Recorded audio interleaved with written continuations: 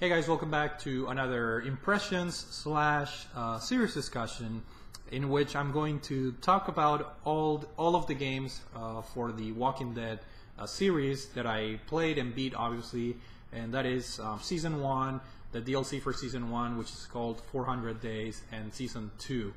And at the beginning, I'm going to do a spoiler-free talk about the games and kind of pick my favorite one. And then after that, I'm going to leave the last part of the video where I'm going to be discussing the story of the first one and the second one. And there will be some spoilers, obviously, because this is a very story-driven type of game. So I will be announcing, I'm going to leave an annotation when the spoilers begin.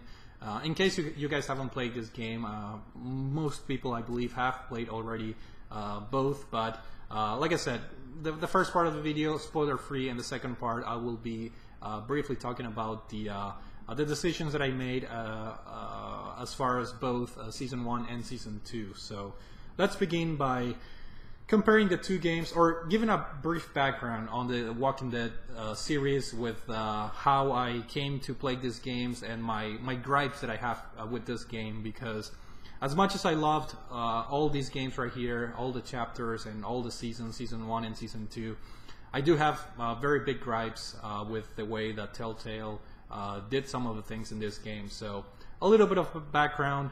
The Walking Dead Season 1 was released in 2012, and it was a very important release in the sense that it won many Game of the Year awards, and it broke that mold of games have to be AAA, they have to be a Grand Theft Auto, they have to be a Call of Duty in order to win a or they have to be a Zelda or a Metal Gear Solid game in order to win the Game of the Year award category.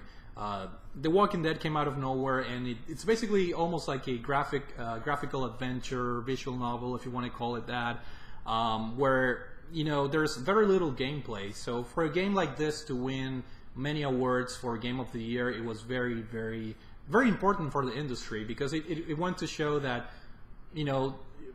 games like Grand Theft Auto, which are AAA games with high production values, games don't necessarily have to be like that in order to be important and in order to win awards. So I thought that was a pretty cool statement that this game made back in 2012. With that being said, it wasn't until the next year in 2013 which I was able to buy Season 1 for Steam on the PC, and I bought it during one of those Steam sales, so I did buy the bundle with all the episodes, and I started playing the game. I beat Chapter 1 and Chapter 2, and I was enjoying it, but not as much as people were making out to be. So I don't want to say I was disappointed, but I was kind of expecting more, but at the same time I was aware that I was only 2 chapters in.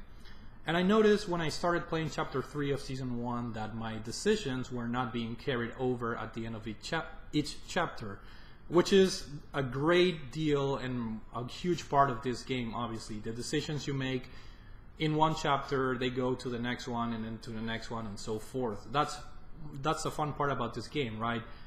Being able to remember your decisions, which are very important. It's almost like reading a choose your story or your novel type of book. So in that regard, I did some research, and as it turns out, the PC version has a glitch where in some cases your file gets corrupted and it doesn't remember the decisions you made in previous chapters. So lo and behold, I was a victim of that glitch, and I wasn't very happy, so I stopped playing the game. But thankfully, last year, this is 2014, Best Buy had a very good sale on the console versions of the game. So I did buy Season 1 and decided to give it a second shot, even though I wasn't really enjoying the as much as I thought I was going to the story. So I bought Season 1, and thankfully the console version doesn't have that glitch where your decisions are not being carried over. However, it has something that is just as worse, literally, and that is the technical glitches in the game. This game suffers from severe slowdown and frame rate problems, to the point where sometimes it feels like you're watching a PowerPoint presentation.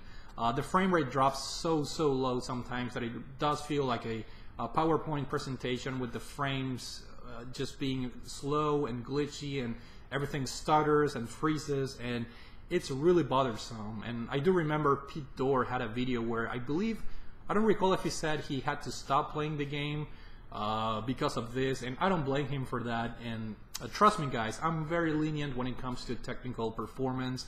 I'm a huge fan of, for example, Grasshopper manufactured games or Suda51 games.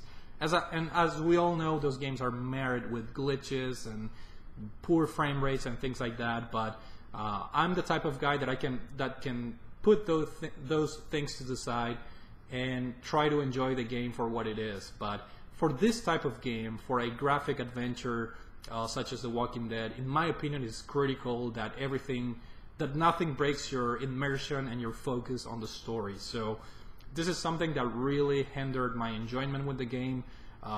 Still, I was able to beat Season 1 and Season 2, obviously, but this is a major point that I don't think reviewers touched upon too much.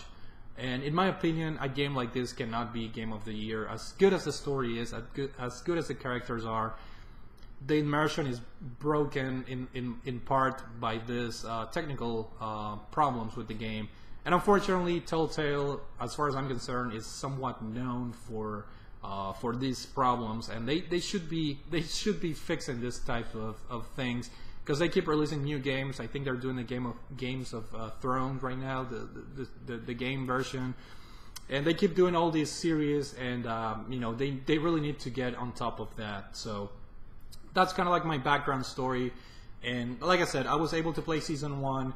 No, my decisions were remembered, but the performance was really poor. But the reason why I finished Season 1 is because I was engaged in the story. And I did finish the first 2 chapters, and in my opinion, the game does pick up in the later chapters, which is something that I was missing when I first played the game on the PC or through Steam. And I'm really glad I gave it a second shot and I went all the way to the end of the game.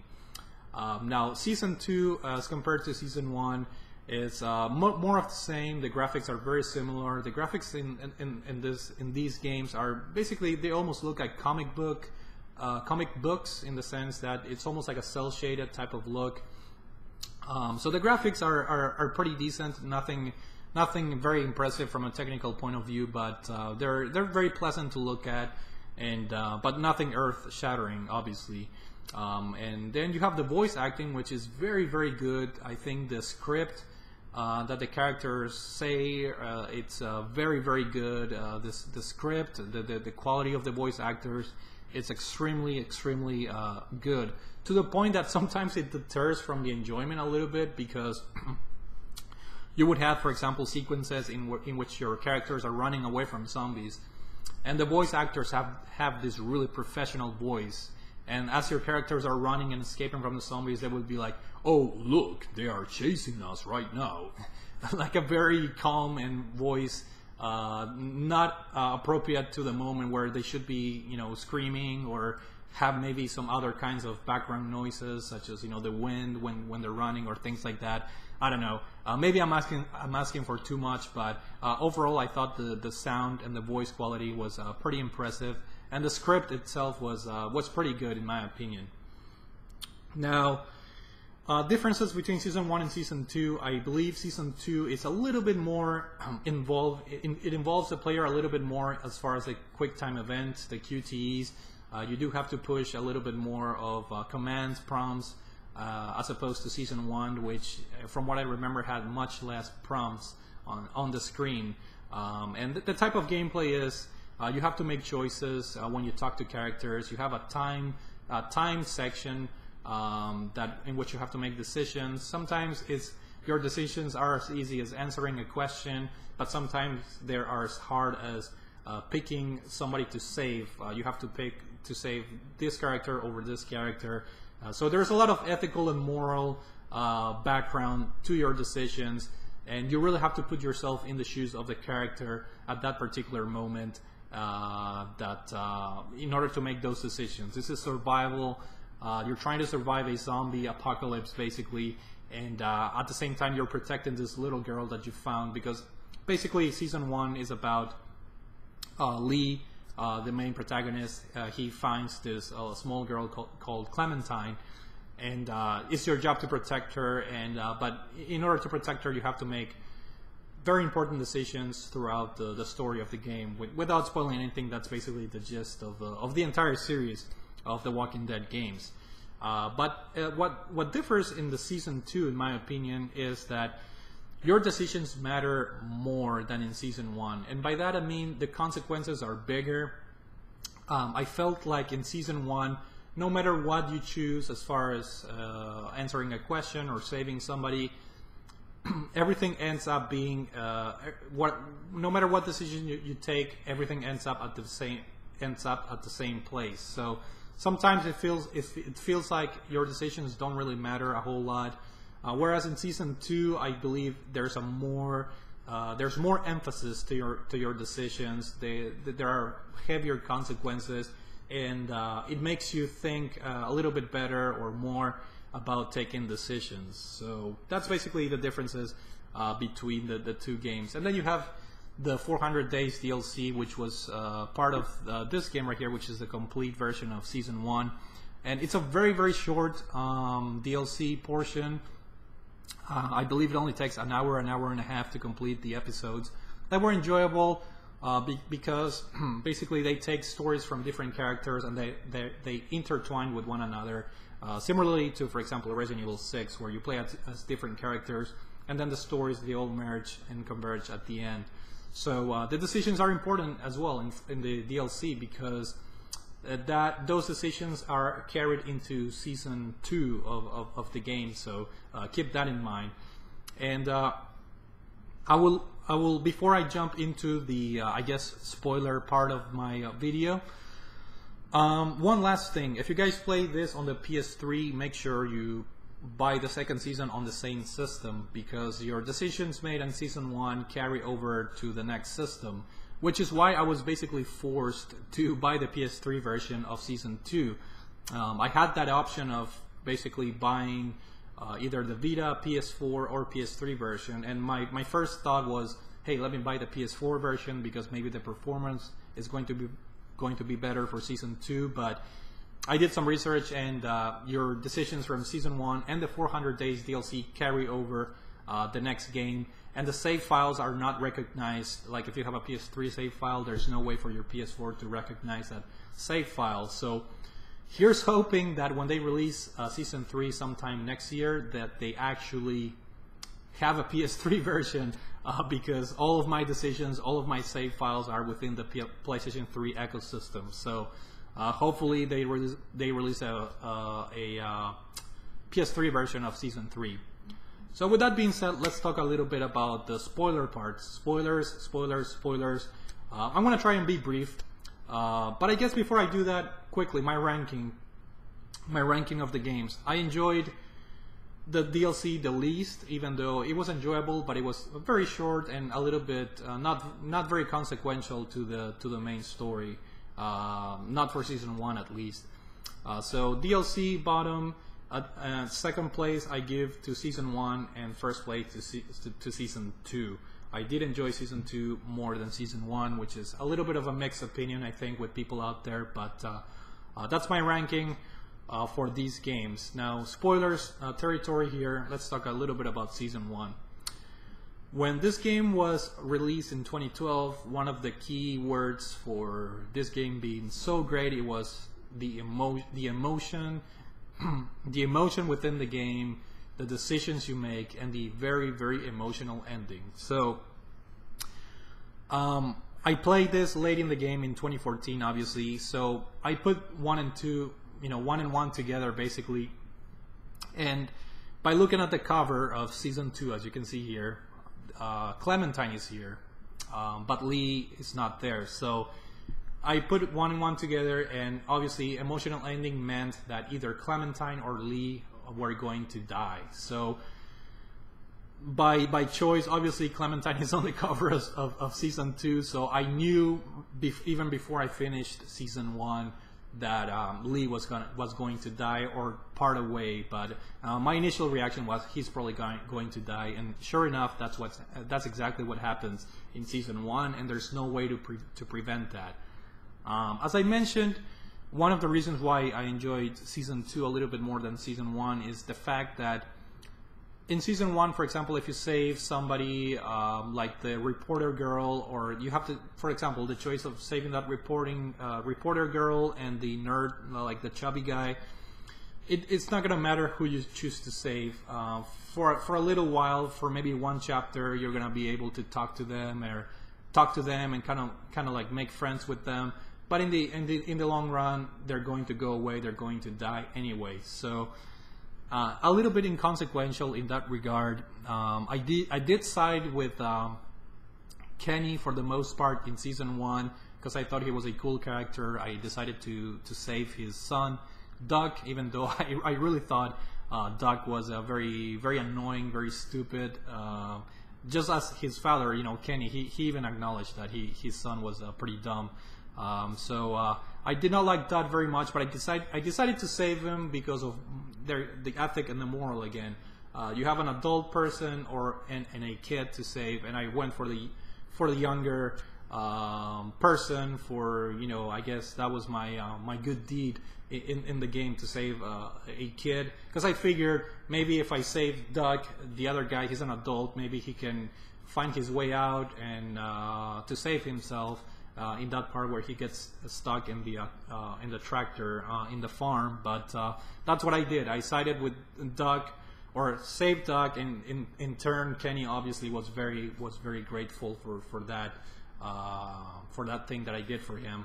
But it was weird because even though I sided with Kenny, towards the end of the game, something happens where you have to go in order to get that to that group at the end of the game and recover the medicine and things like that for the group, and for Amit, I think. And I think Kenny was. That's one part of the game where the game basically takes all your decisions and tells you this character likes you, this character doesn't like you. And I do remember, like, Kenny was disappointed with me and he decided to leave on his own to go get the boat. So I guess I did some things to irk him. I guess I sided with I'm trying to remember, who did I side with? I guess Amit and the other people. I guess some of the decisions I made apparently upset Kenny. So even though I was on his side for most of the game, towards the end of the game he got upset at me. So that's that, I guess. Now for season 2, let's just and then the ending of season 1, obviously very emotional. Even though I already knew what was going to happen, I truly think it was a very emotional ending. I decided to make it quick because I kept telling Clementine, just pull the trigger, because I'm turning into a zombie. But even though you know what's going to happen at that very scene, I really thought it was a very emotional ending, because there's this developing story between these two characters, and Lee assumes almost this father-like figure in a time of chaos and death, and he's basically the only hope that Clementine has.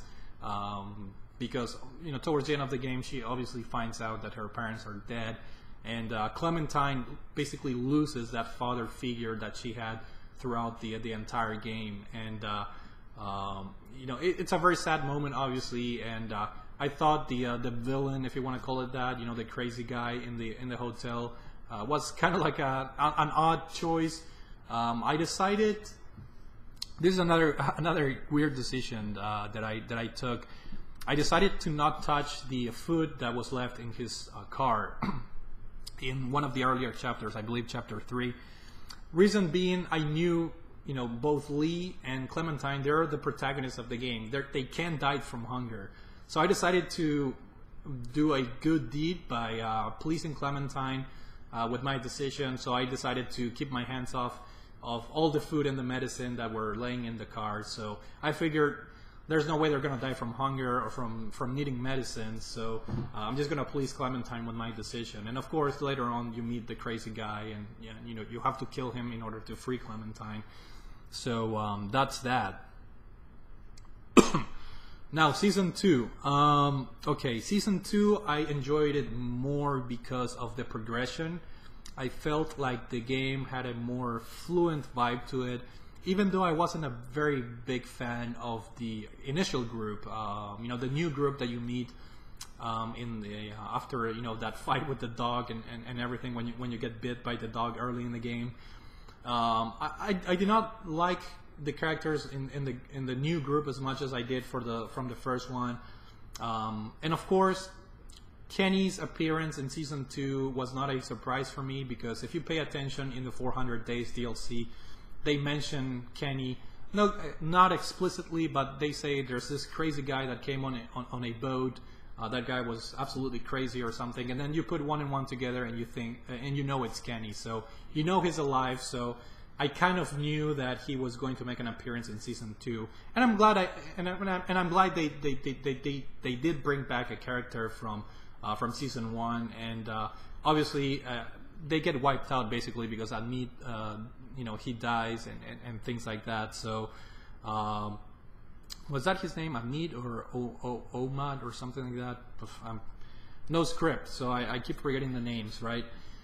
And so that was one thing that I was not very surprised, but it was a very pleasant thing that happened.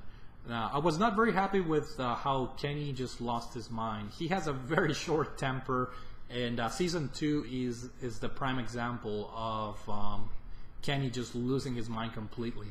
And let's just jump towards the end of the game, where you have to make a decision. You either kill Kenny and side with Jane, or you let Kenny kill Jane and side with Kenny. Critical decision in the game, obviously, and I decided to side with Kenny, which I think it is an unpopular opinion. I know this for a fact because the game shows the percentage of people that have sided with Kenny, and I think it's only 13%, and I'm within that 13%. And my reasoning is the following: Kenny is obviously a character from Season 1 that you basically grew up with him. And you see this progression of Clementine from being a very naive little girl to basically a teenager that can defend for herself. She has matured a ton, and in season 2 is actually a pretty good example of that, because you can tell that the entire group has a respect for Clementine. They respect her decisions. They respect on what she has to say, and she takes obviously a big role in. For example, retrieving or activating those headphones or the speakers within that confinement and things like that. So she obviously is a much stronger character, and it's a very nice progression that they made with her character, in my opinion. Now, I decided to side with Kenny, even though he lost his temper, he lost his mind, and he went nuts, because I don't think what Jane did was appropriate. Kind of like fake the death of the baby in order to provoke a reaction on Kenny. That's wrong, because she's basically creating this false thing in order to provoke a reaction on Kenny's behalf. So that was really messed up of her, especially knowing that Kenny, out of everybody in the group, I think Kenny was the one that really felt a connection with the baby. After losing Doug, obviously, I'm sure he had some.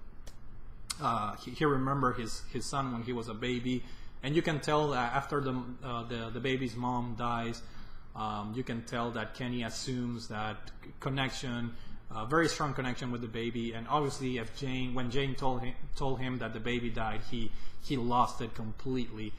There was of course some friction beforehand, and so I chose to save Kenny, or to not shoot Kenny, and he killed Jane. And I immediately regretted my decision, because I thought, man, Kenny lost his mind. He acted like an asshole on the later chapters of Season 2. So I was regretting my decision up until the point where you actually find that fort. I forgot the name. That fort where all the people and all the food and the medicine are. And when they get to that part, if you save Kenny, they basically tell you there's no more room. You cannot come into our place. I'm sorry, there's no room. And Kenny, he becomes very honest, and he just says, "Please take the baby and Clementine. I'm an adult person. I can fend for myself. I don't care if I die, my mission is accomplished. We've reached this place, this promised land, basically, and I just want you to save this little girl right here, Clementine, and this little baby right here. That's all I'm asking. I'm imploring you, please save them. So in that moment, as soon as I saw that cinematic sequence, I was like, I made the right decision, because it shows you that even though Kenny was an asshole, even though that he has a very short temper, he really meant well for not only the baby but for Clementine. He really cares about them being young and them being able to enjoy life and just live in this crazy world full of zombies, it's an apocalyptic world to live in, not the best place, but he just wants them to be safe. And which is why I decided to make the decision to not stay at the fort and to keep to stay by Kenny's side. So it'll be really interesting to see how Season 3 is treated, because the game has multiple endings. Season 2 has multiple endings. And I'm very curious to see how they're going to tie everything in. It's pretty obvious that perhaps the first chapter will be different depending on the decision you've taken. And at one point or another, something is going to have to converge all the endings into one. Somehow. So if I had to take a guess, I'm assuming Kenny's gonna die, and Kenny and Jane are going to die, depending on who you save, because both can't be alive, because they kill you either kill Kenny at the end of the Season 2 or you let Kenny kill Jane. So unfortunately, I think whoever you saved in Season 2 is not gonna matter a whole lot. I think they're gonna die at one point or another, preferably early in the game. But I'm excited for Season 3. I want to see what happens. I want to see Clementine grow and mature, and I want to see what happens with the baby, obviously. So I'm interested to see where the season or the series goes after the first 2 seasons. So very enjoyable games. Besides those technical issues that I talked about, the technical glitches, I think these are very, very enjoyable games. And I'm blabbering too much. This video is gonna go on forever, but I did want to do a discussion, both with no spoilers and spoilers, for those of you that wanted to kind of figure out what I did in the game, what my decisions were. So feel free to share with me what your decisions were and things like that. So that's it for now. Final ranking. Number 3, the 400 Days DLC. Number 2, Season 1. And number 1, my favorite one, was Season 2. So let me know your ranking. Let me know what you think. Let me know what decisions you've made. So that's it for now. Hopefully you guys enjoyed this video. Thank you for watching, and I will see you all later.